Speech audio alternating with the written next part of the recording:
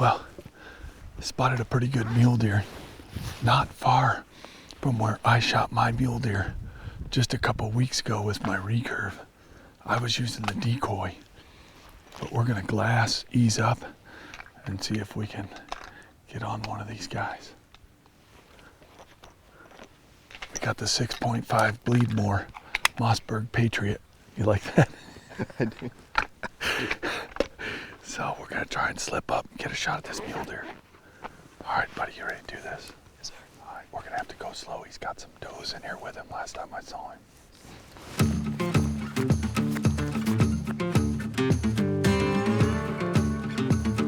Well, although our Montana decoys had been the key to the first 4 deer we harvested, Trent was ready to go out with a rifle. He's the pistol and rifle shooter of the family. He's a competitive pistol shooter and is doing really well and having a blast at it.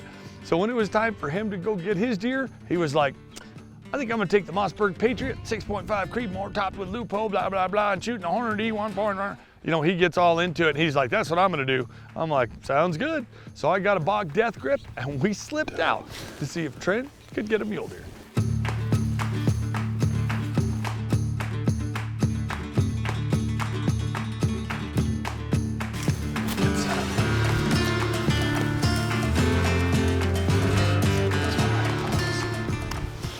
Hold on, don't shoot that one.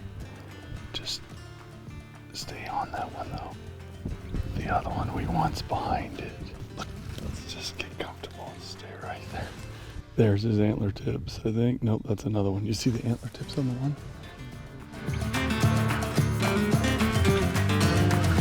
I kept setting up the bog death grip. Trent kept getting set up on it, and the deer would move in the brush, or they would move away, or they would cut to the left. So we kept repositioning and repositioning. We'd get up, we'd set the bog lower, we'd set it higher, we'd move to a different position, just trying to keep an eye on these deer.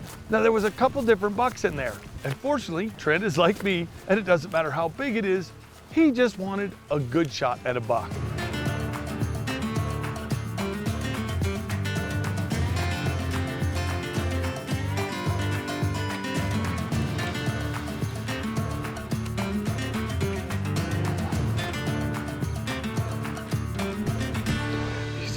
Right, 2x3, but wait till that other doe clears.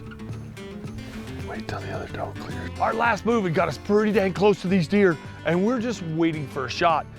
Finally, a couple deer are filtering out, and when we made that last little move, we got picked off. You could see the bucks looking at us. Some of the does knew we were there, some of them didn't. The buck's looking, I could tell he's nervous. He's waiting to see some more movement, and I'm like, Trent, you gotta make this quartering 2 shot.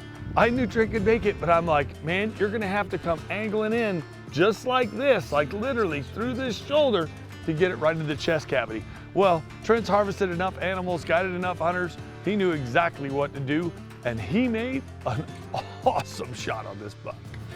Are you comfortable in there? We put it so as he's facing us, it would be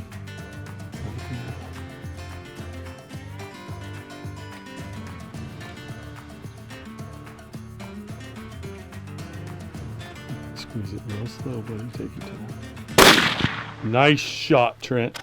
Put another round in. Nice shot. Come over here. Right there he is. Hold on, he's behind the brush. Hold on. Hold on. He's down right there. You smoked him, buddy. Nice shot. Nice shot. He's right there in the brush. I saw him run in there and I didn't see him come out. That's your first mule deer. It's always been whitetails. That is so awesome. Great shot too. Look at the body on that guy. Dude, he's beautiful. Well, here's a beautiful buck. You can see the size of these mule deer. They're just big, big animals, aren't they? They're massive.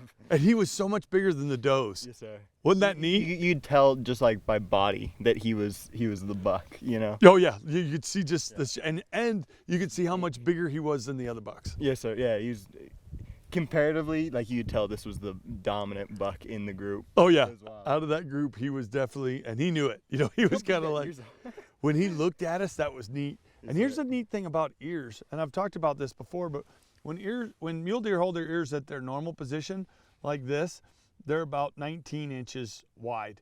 When you take a mule deer's ears and spread them out, that's about 22 inches almost all the time. So you can look at this buck, if you face him straight onto the camera, and you can see that he is about 22 and a half inches wide.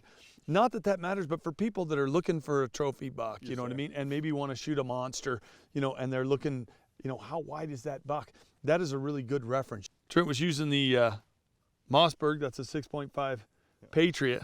And what do we call it, the 6.5? Bleedmoor. And we're gonna do an outdoor edge tip on this buck, but my guess is, I think you took out the heart and definitely the lungs. Definitely, I think lungs and heart too. Yeah, it was a perfect, it's just a little bit quartering to you, Yes, sir. but his shot was perfect. You'll see on the video, he totally took out that front right leg. Yes, you know, it was gone, and it angled right into the chest, and the buck made it about 30 yards. And from where we lost him in here, we were pretty sure he was down, but as we were coming around that doe, did you see the doe look at him? Yeah, it was like, oh yeah, he's right there.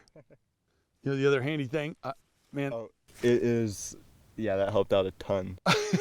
For a precise shot. Yes, sir. I mean, I know you probably could have made that shot offhand. Yes, sir. We were talking only a little over 100 yards, but you know, when you got the adrenaline and a little shaking, and you needed to make a precision shot on that buck, but you know, the bog tripods, I love them. You can't beat it. Like, even I was just locking it in, even though I was there for like 20 seconds, just lock it in, and then I could let go of the rifle.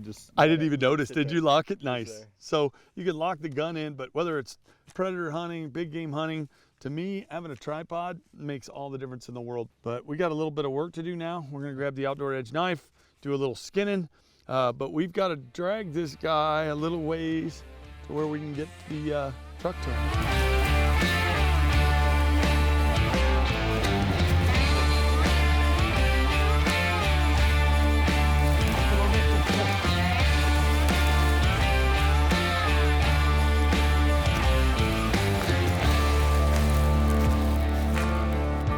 Pretty sure we can get the truck to him from here. So I'm gonna hike back, grab the truck, and we're gonna load up a deer. Nice job, Trent.